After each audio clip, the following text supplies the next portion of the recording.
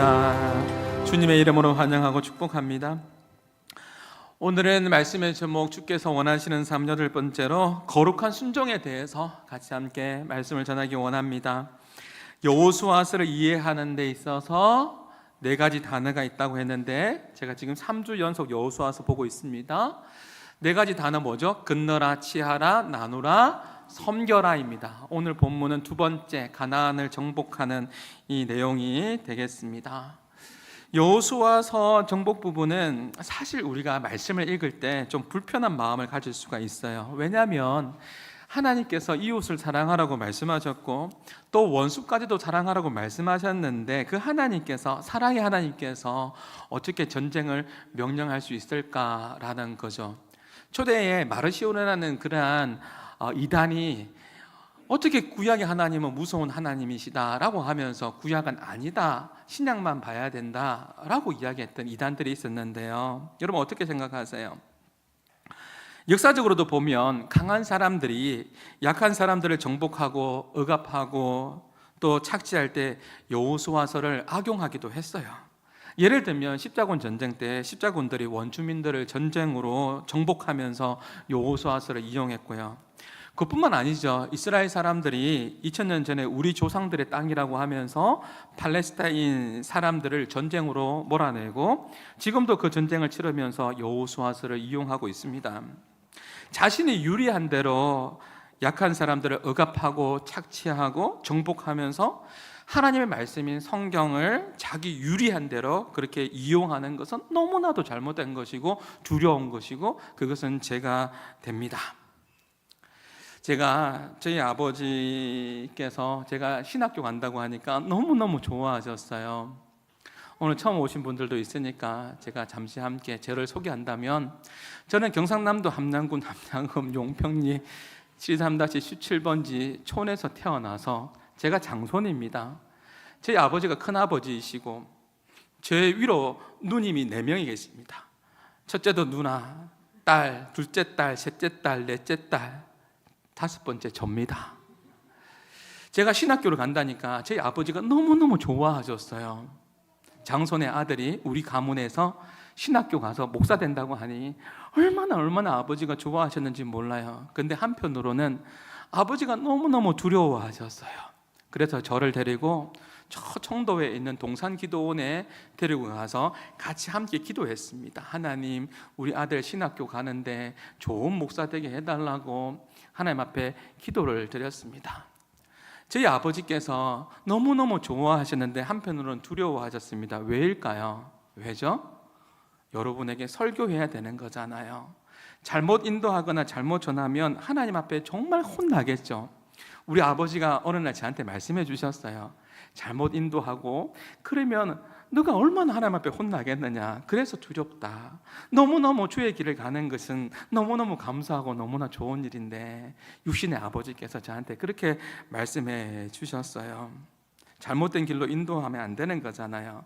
어제 다니엘 기도회 강사분이 그런 이야기 했거든요. 좋은 만남, 좋은 멘토에 관련된 이야기를 했는데 저와 여러분의 만남이 좋은 만남인 줄 믿습니다. 저는 여러분 볼 때마다 너무너무 좋아요. 제가 웃고 있잖아요. 오늘 여호수아서의 이 정복, 이 전쟁을 그러면 우리가 어떻게 해석해야 될까요? 우리가 주의해야 될 것은 성경을 우리 마음에 드는 구절만 취사 선택해서 그렇게 해석해서는 안 된다라는 거죠. 예전에 이런 이야기가 있었는데 한번 들어봤을 겁니다. 한 젊은이가 너무 게을러서 성경 공부를 하기 싫은 거예요. 하나님은 인도함 받고 싶고 하나님 인도함을 받고 싶은데 성경 공부는 하기 싫어서 내가 성경책을 폈을 때 제일 처음에 내 눈에 들어오는 것을 하나님의 뜻이라고 알겠다라고 그렇게 했던 거예요. 그래서 성경책을 들고 이렇게 딱 펼쳤더니 처음 본 성경 구절이 뭐냐면요, 누가복음, 마태복음 27장 5절의 말씀이에요. 그 말씀이 뭐냐면 유다는 물러가서 스스로 목매어 죽은지라 목매어 죽은지라. 도저히 이 말씀에 순종할 수가 없는 거잖아요. 그래서 한 번 더 펼치기로 했습니다. 하나님, 한 번 더 펼쳐보겠습니다. 펼쳤더니 이제 그 말씀이 뭐냐면 누가복음 10장 37절 말씀, 가서 너도 이와 같이 하라. 이 말씀도 너무 순종하기가 너무 불편해요. 그래서 하나님 삼세판이라고 하는데 한 번 더 펼치겠습니다. 펼쳤더니 나온 말씀이 뭐냐면 요한복음 13장 27절 말씀, 예수께서 유다에게 이르시되 네 하는 일을 속히 하라 하시니, 속히 하랍니다. 이렇게 성경을 보면 안 되는 거잖아요. 여러분, 중요한 것은요, 성경 본문에서 하나님의 메시지 바르게 해석해서 전하는 게 중요합니다. 하나님께서 여호수아서를 통해서 우리에게 어떤 말씀을 하시고자 하는가, 그것이 중요한 거죠. 여호수아의 전쟁은요, 잘 들으세요, 가나안 사람들이 지은 죄에 대한 하나님의 심판입니다. 하나님의 심판이에요. 노아의 시대에 죄악이 간영해서 하나님께서 물로 심판하셨고요, 소돔과 고모라 땅에 죄악이 간영해서 하나님께서 심판하셨고요, 폼페이 아시죠? 하나님의 심판입니다. 죄악이 간영한 하나님의 심판을 내리는 것이죠. 가나안 사람들이 온갖 우상 숭배하면서 하나님 마음 아프게 했습니다. 가만히 지켜볼 수가 없었습니다. 힘없는 사람들을 죽이고 피눈물 나게 했습니다. 특별히 그들이 섬기는 몰록이라는 그런 신이 있었는데 어떻게 그런 일을 할 수가 있어요? 자기 아이를, 자녀들을 인신제물로 불살라 불태워서 그렇게 자기의 아이를 그렇게 제물로 바쳤단 말이에요. 어떻게 그런 일을 범할 수가 있죠? 그런 죄에 대한, 그런 가나안의 죄에 대한 하나님의 심판입니다. 그래서요, 하나님께서 여호수아에게 명령한 겁니다.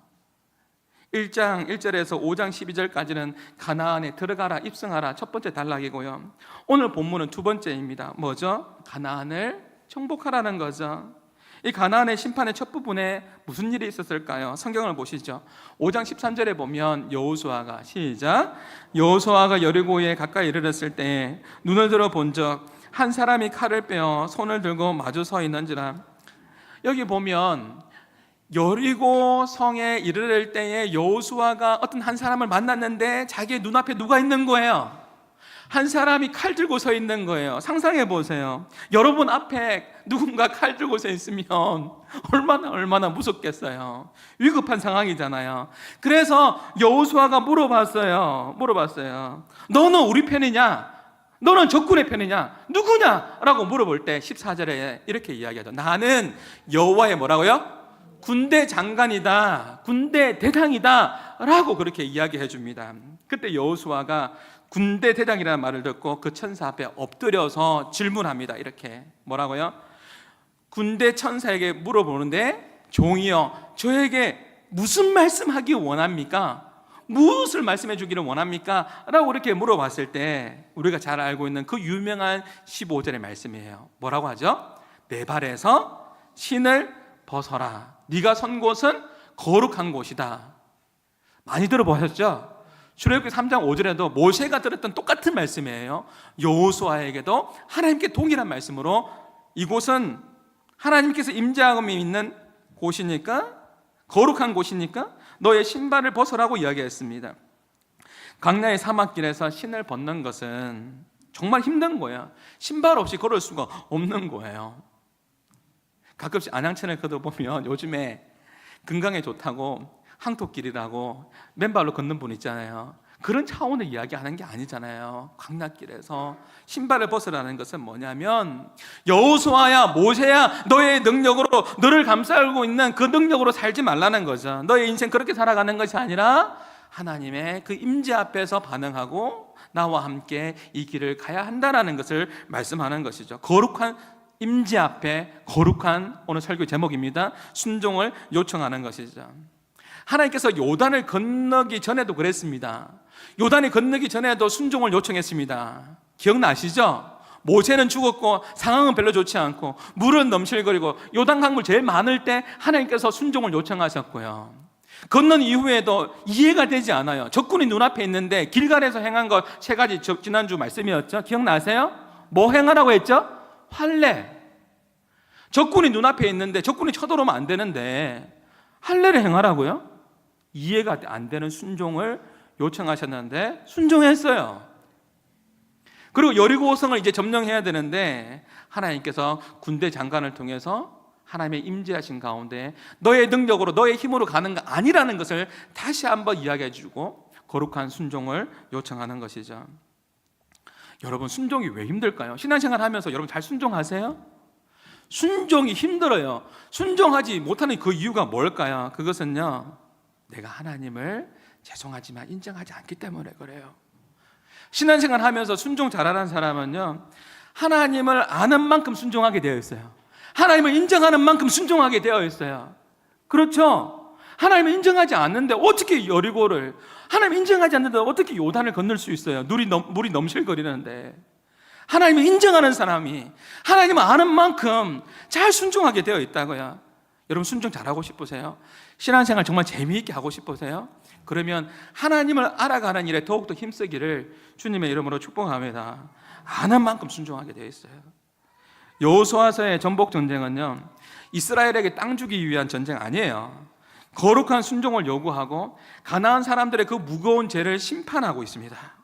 적용해보면 하나님 말씀에 불순종하면서 악을 행하며 살아갈 때 우리 하나님께서는 오래 참으시지만 영원히 참지는 않으세요. 이스라엘 백성들도 마찬가지입니다. 이스라엘이 우상 숭배를 범죄했을 때도 마찬가지예요. 이스라엘이 범죄했을 때, 우상 숭배했을 때 어떻게 되었죠? 분열 왕국이 되었고, 나중에 유다는 바벨론에 의해서 철저하게 포로당하고 큰 아픔을 경험하게 하셨어요. 가나안 족속들도 똑같이 이스라엘 역시 하나님, 죄에 대한 하나님의 심판이 있었습니다.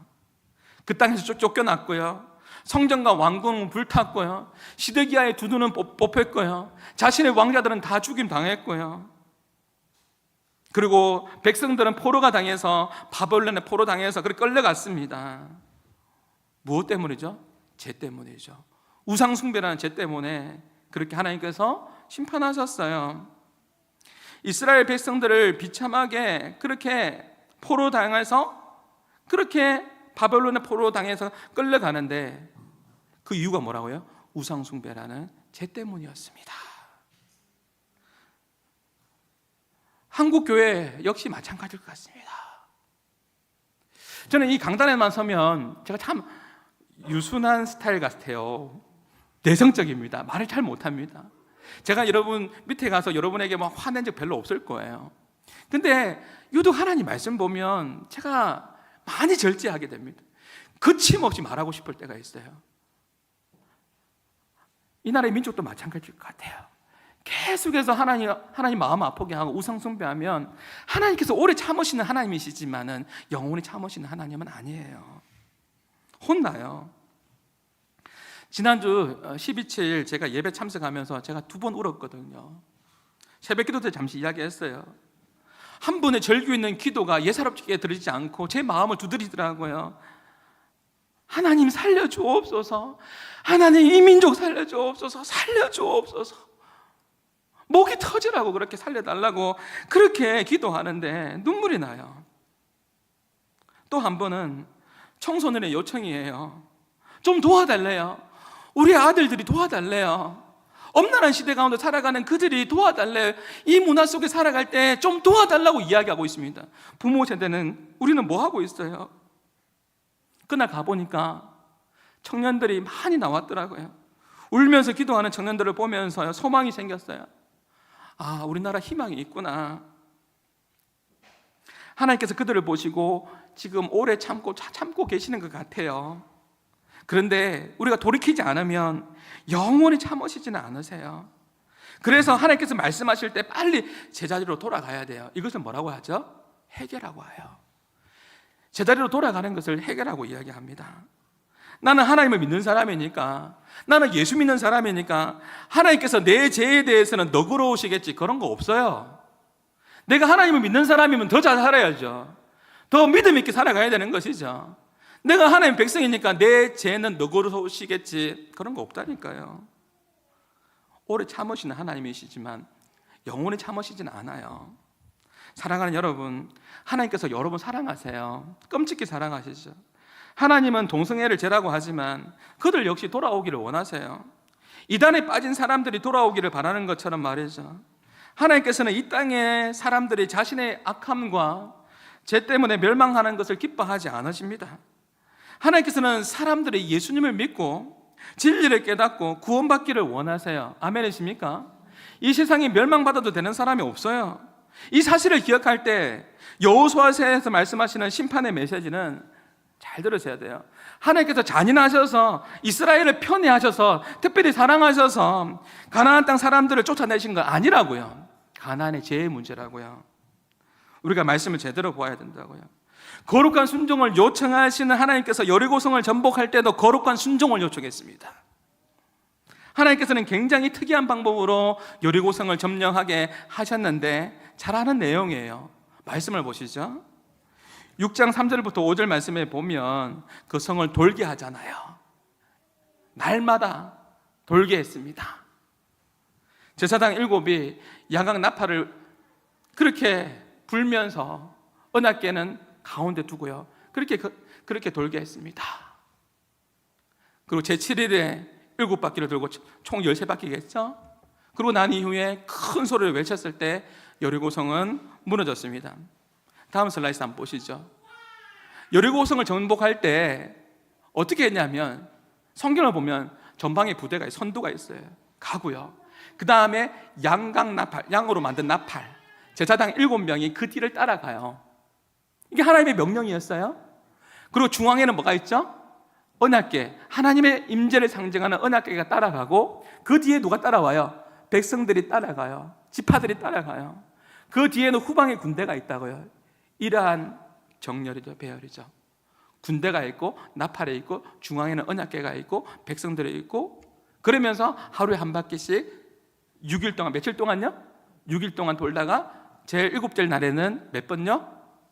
7번 돌고 난 이후에 나팔을 길게 제사장이 불 때, 다 같이 외칠 때 그때 여리고성이 무너질 것이다 라고 그렇게 말씀해 주셨어요. 그런데 10절 방금 읽었죠, 우리가. 10절의 말씀에 보면 그렇게 여리고성을 돌 때 어떻게 돌라고요? 10절 한번 보세요. 여러분 성경책의 10절에 보면 여호수아가 백성에 명령하여 이르되 너희는 외치지 말며 너희의 음성을 들리게 하지 말며 너희 입에서 아무 말도 뭐 하지 말라? 말하지 마라. 말을 내지 말라. 그러다가 내가 너희에게 명령하여 외치라 하는 그 마지막 날에 양각 나팔을 길게 불 때에 그때 외치라고 했어요. 그때 여리고가 무너지는 거죠. 말하지 말라고 이야기했어요. 여러분 생각해 보십시오. 설교를 준비하는데 정말 힘든 것 같아요. 말하고 싶었을 것 같아요. 저렇게 하루에 한 바퀴씩 여리고성 돌 때 무슨 생각이 들었을까요? 정말 말하고 싶었을 것 같아요. 근데 하나님의 명령은 뭘죠? 말하지 마. 말하지 말고 그냥 하나님의 명령에 따라서 순종하면서 돌라고 그렇게 말씀하시네요. 우리가 결론을 알기 때문에 이 말씀은 여리고성 점령을 너무나 잘 알고 있기 때문에 여리고성을 점령하는 이 방식이 너무나도 쉽다고 생각하겠죠. 왜냐하면 하나님께서 다 하신 거니까 그냥 돌기만 하면 되는 거고 하나님께서 여리고성을 점령하게 한 거니까 여리고성 점령이 너무 쉽다고 생각할 수도 있을지 모르겠습니다. 그런데 어떤 의미로서는 정말 여리고성 점령하는 것이 거룩한 순종을 요청하는 하나님의 요청 앞에 순종하는 것이 어려운 것 같아요. 왜죠? 말을 못 하잖아요. 말 못하는 게 얼마나 힘든 건지 아세요? 생각은 할 거 아니에요. 한 바퀴 돌아도 두 바퀴 돌아도 아무 전조 현상도 없고 여리고성은 안 무너질 것 같고 생각은 할 거 아니에요. 그때 여리고성에 있는 안에 있는 적군이 문 열고 나와서 먼저 치면 다 죽는 거잖아요. 우리 다 죽는다 말하고 싶을 것 같아요. 입이 근질근질하죠. 입술로 불평하고 싶고 원망하고 싶고 자기 생각을 말하고 싶고 이거 아닌 것 같은데 말하고 싶을 때가 있을 것 같아요. 그럼에도 백성들이 주님의 말씀에 따르죠. 이것이 뭐라고요? 그 말씀 앞에 거룩한, 오늘 설교 제목이에요, 순종입니다. 내 생각 내려놓는 거예요. 말씀 쫓아가는 거죠. 이것이 거룩한 순종이라고요. 하나님을 향한 믿음이 없으면요 인간적인 생각이 자꾸 들어와요. 믿음이 연약해지면 인간적인 생각이 들어와요. 이게 무슨 소용이 있을까? 여리고성을 무너뜨리는 이 방식은 참 이해가 되지 않는다 라고 말하면서 창이라도 하나 더 만들고 돌이라도 하나 더 던져야 되는 거 아니냐 이렇게 말하겠죠. 정말 이렇게 말하지 않고 도는 것이 정말 이것이 가능한 일인가, 이런 생각들을 왜 하지 않겠습니까? 그래서요 여리고를 점령하는 이 순종의 영역은요 쉬운 부분이 아니라는 거죠. 우리의 순종의 여정이 이와 같습니다. 여리고성 한 바퀴 돌 때 생각해보면 벽돌 하나라도 떨어지고, 두 바퀴 돌면 망대가 하여튼 깃발이라도 이렇게 좀 떨어지고, 세 바퀴 돌았을 때 여리고성에 막 금이라도 좀 가면, 눈에 보이는 게 있으면, 그죠? 더 확실하게 갈 수 있을 것 같은데 아무 말 하지 말래요. 세 바퀴, 네 바퀴, 다섯 바퀴 돌았는데도 아무런 전조 현상도 없고 아무런 것도 없어. 아무런 것도 없어요. 말도 못하게 하고. 이것이 쉬운 순종이 아니잖아요. 그런데 놀랍게도 마지막까지 그렇게 순종했을 때, 양악나팔을 길게 불었을 때, 외치라 할 때 외쳤을 때, 그때 여리고성은 무너졌습니다. 이것이 하나님의 방식이었고 하나님의 훈련의 방식이었다라는 것이죠. 우리의 기도의 응답 역시 이렇게 될 때가 참 많이 있습니다. 이렇게 기도만 하고 있는 것이 무슨 의미가 있는가? 내 상황은 정말 힘든데, 제가 설명은 못하겠지만 오늘 일부 예배 마치고 새가족 교육했는데 너무너무 힘든 상황이더라고요. 여러분이 인생을 살아갈 때 전쟁터 같은 세상 속에 살아가는 거 맞는 것 같아요. 내 인생이 너무 힘든데 내가 기도하는 것이 무슨 의미가 있는가? 아무 쓸모없는 행동은 아닌가? 절대 그렇지 않습니다. 기도는 행동하는 믿음입니다. 다니엘 기도회가 시작되었는데 김원호 목사님이 첫째 날에 무슨 이야기 했냐면, 간증이 풍성한 사람이 누구냐라고 물어봤어요. 간증이 풍성한 사람이 누구냐? 그때 뭐라고 했냐면, 판단을 하거나 말을 많이 하는 사람이 아니라 간증이 풍성한 사람은 복음대로 사는 사람, 말씀대로 살아가는 사람이 간증이 풍성한 사람이라고 이야기했어요. 제가 처음 이런 이야기 들었는데 이런 은사도 있대요. 어떤 은사요? 성도들이 염려의 은사가 많이 있대요.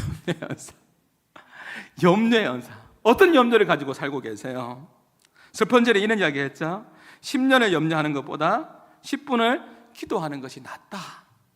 10년 염려하는 것보다 10분을 기도하는 것이 낫다라고 이야기했습니다. 기도하면 하나님께서 일하세요. 어제 간증했던 병원 원장님 있잖아요. 그분이 첫 시작할 때 뭐 이야기했어요? 자기 병원 앞에 텃밭이 있는데, 그래서 어느 날 수박을 먹고 씨를 뱉었더니 돌아보니까 수박이 실제로 열매를 맺었더라. 그렇죠? 그러면서 뭐 이야기했어요? 많이 씨를 뿌렸는데 다 열매 맺은 건 아니고 하나만 맺었어요. 이런 이야기했죠. 뿌렸을 때 이렇게 열매를 거두게 된다라는 이야기를 했습니다. 하지 않으면 열매도 없다라는 거죠. 근데 얼마 전에 우리 새벽기도 할 때 전도서 말씀을 제가 같이 나누었는데요, 이 말씀이 전도서에 나와요. 전도서 11장 6절에 보면, 제가 읽어드릴게요. 너는 아침에도 씨를 뿌리고 저녁에도 씨를 뿌리라. 이것이 잘 자랄지 저것이 잘 자랄지 아니면 둘 다 자랄지 알 수 없기 때문이다. 하라는 거죠. 기도하라는 거죠. 기도는 순종하는 믿음이에요. 행함이 있는 믿음이라고요. 그래도 안 해요. 지금이라도 한번 작정해 보시죠. 기도하는 것이 여러분의 인생에 있어서 가장 효과적인 싸움이 될 것입니다. 사무엘은 기도하지 않는 것을 죄라고 이야기하면서 고백했습니다. 정말 죄송한데요, 기도를 씻는 것을 죄라고 했습니다. 물론 우리가 최선을 다해서 실력을 길러야 돼요. 그러나 우리가 인생을 살아보았지 않습니까? 우리의 실력으로 정말 중요한 것을 막아낼 수 있었습니까? 여러분의 인생을 살아가면서, 신앙생활을 하면서 정말 중요한 것을 여러분의 실력으로, 여러분의 능력으로 그거 막았냐고요. 우리의 인생에 재난이 찾아왔을 때, 내 인생에 건강에 문제가 찾아왔을 때, 아픔이 찾아왔을 때, 내 사업이 부도될 때, 내 자녀의 문제가 있었을 때, 그때 여러분의 힘으로 그거 막아냈어요? 그거 아니잖아요. 하나님께서 도와주셔서 그 문제 해결했고, 하나님 도와주셔서 그 은혜 가운데 우리가 간증할 수 있었던 거 아닙니까? 하나님께서 돕지 않으면, 하나님께서 동행하지 않으면 우리는 결코 이 세상에서 승리할 수가 없습니다. 세상 사람들 보세요. 세상 사람들의 삶의 방식은 수단과 방식을 가리지 않고 싸우려고 들고 있습니다. 그런데 우리는 하나님의 사람이잖아요. 우리는 세상의 수단과 방법 다 사용할 수 없잖아요. 그래서요, 하나님께서 우리와 함께 하지 않으면, 하나님께서 우리와 앞서가지 않으시면 하나님께서 우리는 세상에서 이길 수가 없어요. 우리는 하나님의 방식대로 살아가는 하나님의 사람들입니다. 세상 사람들이 볼 때 어리석게 보이겠지만 하나님의 사람답게 방식대로 살아가는 것이 가장 효과적이라는 것을 기억하는 한마음의 성도들이 될 수 있기를 주님의 이름으로 축복합니다. 기도하는 시간은 절대 시간 낭비 아닙니다. 내가 너무 바빠서 기도합니다. 바쁘기 때문에 기도합니다. 바빠서 살다 보면 실수합니다. 그렇기 때문에 기도 더 많이 해야 됩니다. 이것이 맞습니다. 절대로 저와 여러분의 삶에서 기도를 건너뛰지 않기를 바랍니다. 바쁘면 바쁠수록 더 기도하는 것을 잊어버리면 안 돼요. 지난주부터 제가 안 돼요 밀고 있습니다. 지금 계속 안 됩니다. 기도하는 시간은요, 절대 시간 낭비 아닙니다. 사랑하는 여러분, 내가 기도하는 것에 무슨 응답이 있을까? 아무 의미가 없는 것 같죠? 아닙니다. 매일 한 바퀴씩 도는 것이, 여리고에 도는 것이 그들이 생각할 때 아무 의미 없는 것 같죠? 아닙니다. 하나님의 명령입니다. 잠잠히 그 언약궤가 중심이 되어서 그 하나님의 그 임재하심을 바라보면서 따라가는 겁니다. 그리고 마지막 날 거룩한 순종으로 양강나팔 불 때에 같이 외칠할 때, 그때 순종했을 때 여리고가 무너지게 되었던 것이죠. 하나님께서 응답하실 때까지 낙심하지 말고 끝까지 믿음의 순종을 잘 하시는 저와 여러분이 될 수 있기를 주님의 이름으로 축복합니다. 거룩한 순종에는 반드시, 기억하십시오, 거룩한 순종에는 반드시 하나님의 역사가 따라오게 되어 있습니다. 제가 언젠가 만화 그림 같은데요, 찾아보려니까 못 찾겠어요. 그런 그림이 있잖아요. 절대로 포기하지 마세요. 어떤 그림이었냐면 시추공으로 막 시추하는데 1m만 더 파면 막 기름이 나올 수 있는데 막 시추하다 파다가 안 나오는 거예요. 조금만 더 파면 이제 기름이 막 나올 수 있는데, 그런 그림이 있었어요. 여리고성을 한 바퀴, 두 바퀴, 세 바퀴, 여섯 바퀴 돌다가 포기했으면 어떻게 될 뻔했어요. 하나님의 명령은 뭐죠? 7바퀴예요. 끝까지 포기하지 않고 그렇게 하나님의 명령 앞에 거룩한 순종을 했을 때 여리고가 무너졌던 것처럼 여러분이 기도하는 것이 의미 없는 게 아니라니까요. 기도할 때 하나님께서 여러분의 기도를 듣고 계신 줄 믿습니다. 때가 되었을 때 그 여리고는 무너질 거예요.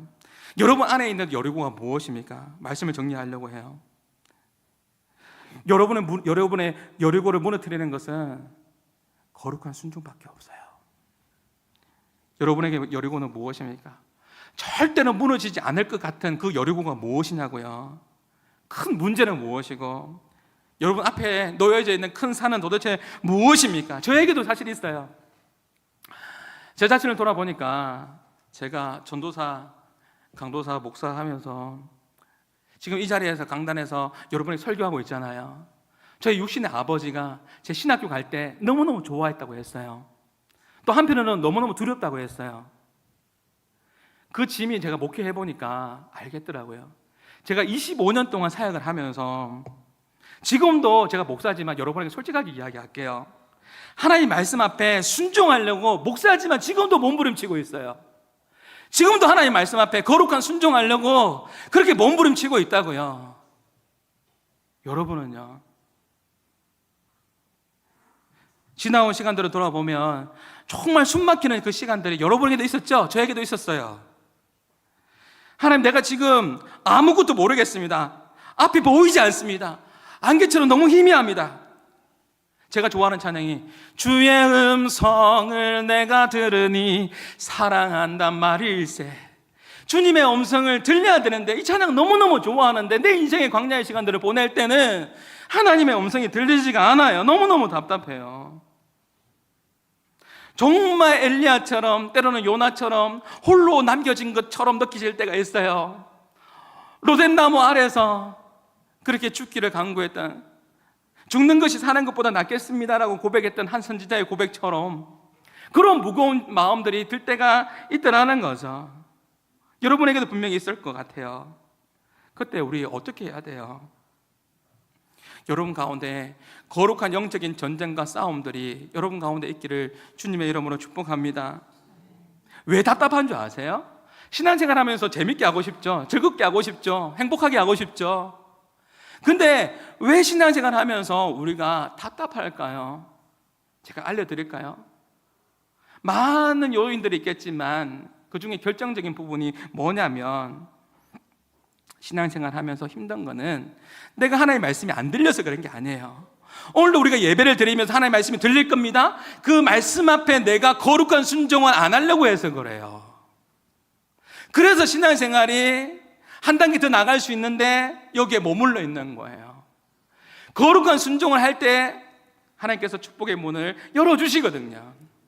근데 답답한 그 이유는 뭐냐면 내 스스로 생각하는 거예요. 그 여리고성 한 바퀴 돈다고 뭐 되나? 말하고 싶은 거예요. 2바퀴 돈다고 뭐 되나? 6바퀴 돌아봤어, 안 되네. 그러면서 있잖아요, 내 안에 여리고성을 만들어가는 거예요. 그러니까 힘든 거죠. 답답한 거죠. 여러분, 순종하기 싫어서 그래요. 여러분 신앙생활 힘든 거는요, 여러분 순종하기 싫어서 그래요. 솔직하게 여러분 내면에 한번 질문해 보세요. 하나님께서 여러분에게 순종하기 원하는 그 영역이 분명히 있어요. 근데 여러분은 말씀이 안 들리는 게 아니에요. 말씀이 들림에도 불구하고 내가 순종 안 하려고 해요. 그러니까 힘든 거예요. 하나님 말씀은 용서하라고 하고, 미워하지 말라고 하고, 사랑하라고 하고, 원망하지 말라고 하고, 불평하지 말라고 하는데 그 싸움 해야 되는 거예요. 근데 하기 싫어요. 거룩한 순종하기 싫은 거예요. 여러분 성경책만 보지 말고, 제가 어제 김창옥 씨 아세요? 김창옥 씨? 여러분들 너무 그렇게 해가지고 성경책만 보는데 좀 TV도 좀 보시고. 김창옥 씨가 크리스찬이잖아요. 크리스찬인데 이런 말을 했어요. 딱 듣는 순간에 저는 또 목사잖아요. 바로 또 적용이 되더라고요. 뭐라고 했냐면, 사과는 잘못한 사람이 하지 않아요. 김창옥 씨가 약간 이런 자세를 잘 취하거든요. 이렇게 딱 이러면서 막 말하거든요. 사과는 따라하지는 못하겠네요. 사과는 잘못한 사람이 하지 않아요. 힘 있는 자가 합니다. 이런 말 하더라고요. 잘못한 사람이 사과하는 게 아니라, 미안합니다 말하는 게 아니라, 힘 있는 사람이 합니다. 여유 있는 사람이 합니다 라고 이야기해요. 그럼 크리스찬이잖아요.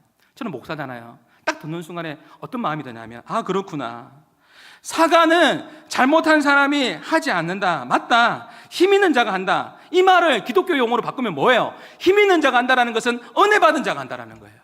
은혜 받은 사람이 사과하고, 은혜 받은 사람이 순종하고, 은혜 받은 사람이 하나님의 말씀 따라 살아갑니다. 그렇지 않나요? 은혜 받은 사람이 먼저 손 내밉니다.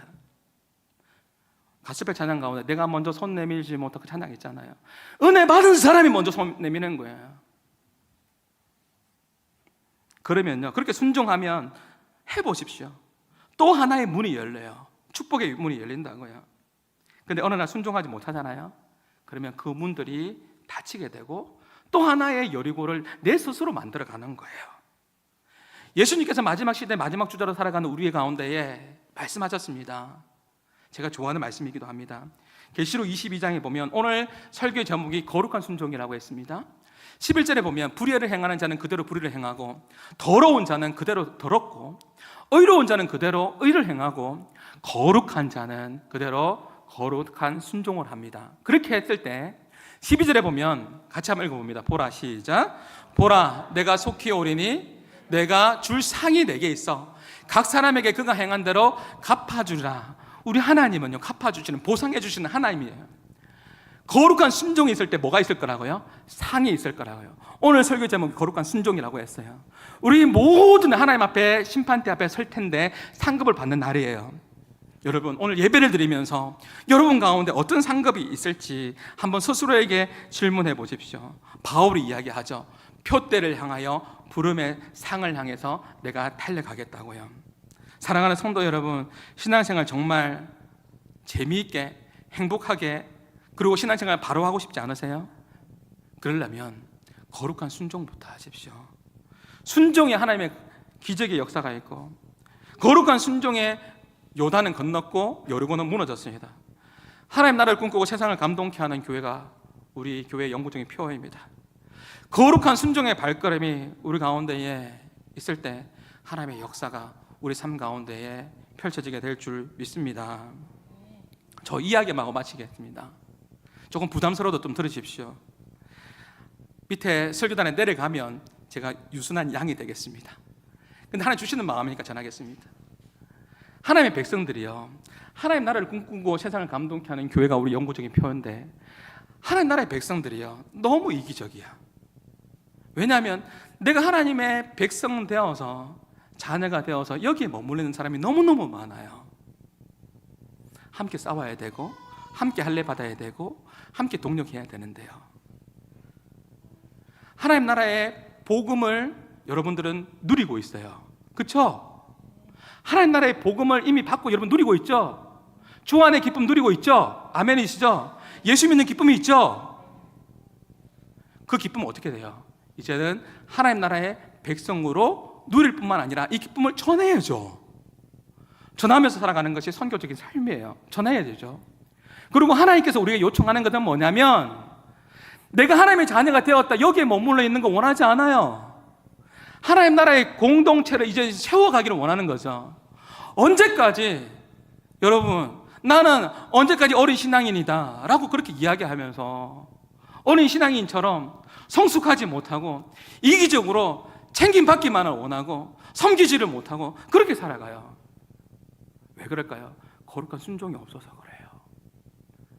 하나님께서는요, 우리가 자라기를 원하시고 누리기를 원하시고 이 복음을 어떻게 해요? 전하기를 원하시고 더 나아가서 이 하나님 나라의 이 공동체를 세워가기를 원하세요. 그래서 목사로, 장로로, 권사로, 집사로 부른 거예요. 이 직분은요 영광스러운 직분이에요. 이 직분을요 계급화가 아니라 목사이기 때문에 더 많이 섬겨야 되고 장로기 때문에 더 많이 섬겨야 되는 거예요. 그렇잖아요. 그렇게 하나님 나라를 세워가기 위해서 그 공동체를 세워가라고 직분을 주신 거라고요. 더 나아가서 마지막 단계는 주님 만나는 그날까지 하나님 나라, 우리 표어니까 하나님 나라의 이 공동체를 이끌어 가라고요. 여러분 충분히 할 수 있어요. 언제까지 여러분 끌려다닐 거예요? 언제까지 여러분 나 챙겨주세요 할 거예요? 그거 아니라고요. 여러분은요 충분히 할 수 있어요. 하나님 나라의 백성으로 복음을 누리고 전하고 하나님 나라의 공동체를 세워가고 이끌어가는 데 있어서 쓰임받는 우리 한마음의 모든 성도들이 될 수 있기를 주님의 이름으로 축복합니다. 왜 힘들다고요? 솔직하게 여러분 자신에게 물어보십시오. 거룩한 순종을 안 하려고 해서요. 그러면 순종하고 싶죠? 순종하려면 어떻게 하면 되는 줄 아세요? 하나님을 인정하면 돼요. 하나님을 아는 만큼 순종하게 되어 있어요. 내가 하나님을 알아갈 때, 하나님 정말 사랑할 때, 내가 하나님을 더욱더 사랑할 때 순종하지 않을 수가 없어요. 내려놓게 되어 있어요. 이번 한 주간도 거룩한 순종하시는 저와 여러분이 될 수 있기를 주님의 이름으로 축복합니다. 말씀을 기억하시면서 우리 찬양의 가사 기억하면서요, 우리 좀 시간은 갔지만 우리 같이 함께 찬양합시다. 말씀 앞에서 하나님을 경외하겠습니다.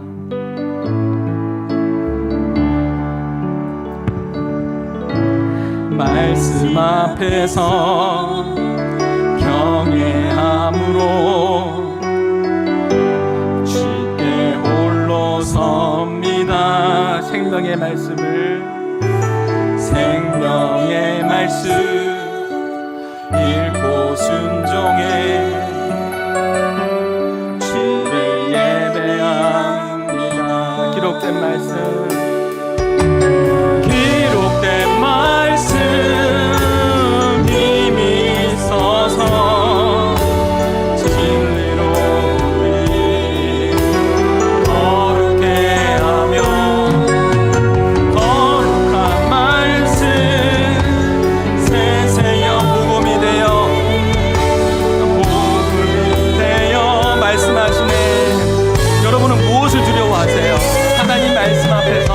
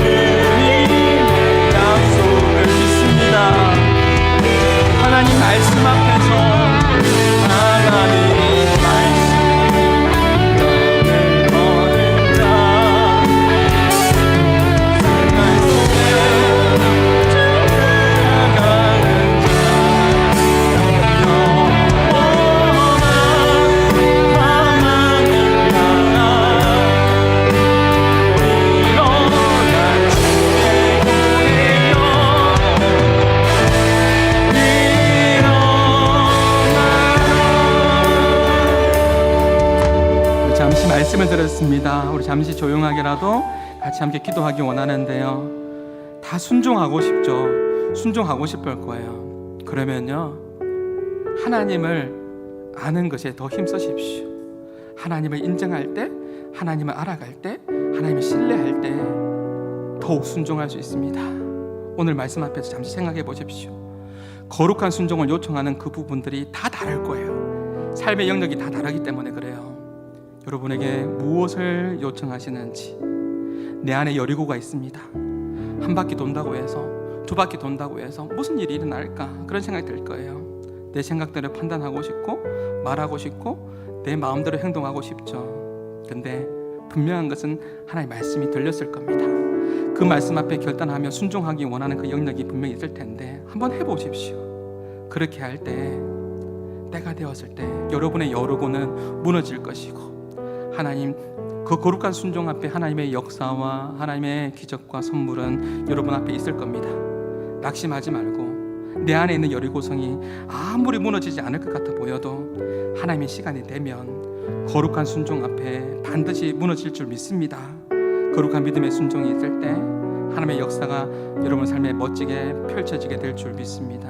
이번 한 주간도 실천하는, 순종하는 거룩한 믿음의 순종의 발걸음이 내 삶 가운데 있게 하여 주옵소서라고 우리 잠시 같이 함께 말씀을 기억하며 기도하며 나가시겠습니다. 기도하겠습니다. 하나님 아버지, 참 감사합니다. 우리를 사랑하여 주시고 우리를 인도해 주신 너무나 감사합니다. 내 안에 하나님의 여리고가 있어 하나님 아버지 하나님 순종하며 걸어가고 있습니다.